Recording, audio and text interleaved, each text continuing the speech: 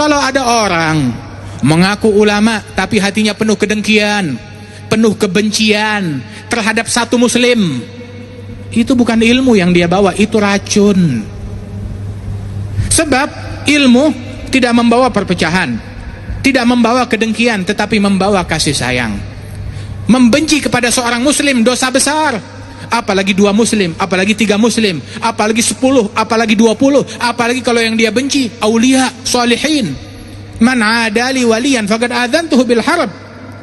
Di dalam hadis qudsi Allah Ta'ala berfirman, dalam Sahih Bukhari disebutkan, barang siapa yang memusuhi satu orang waliku, maka aku nyatakan peperangan, perang dengan orang tersebut. Bagaimana kalau yang dia musuhi 2 orang, 3 orang, 10 orang, apalagi yang dia musuhi ahlul bait, keluarganya Rasul sallallahu alaihi wasallam, ataupun juga keturunannya Rasul yang dia musuhi, ataupun sahabatnya Rasulullah sallallahu alaihi wasallam.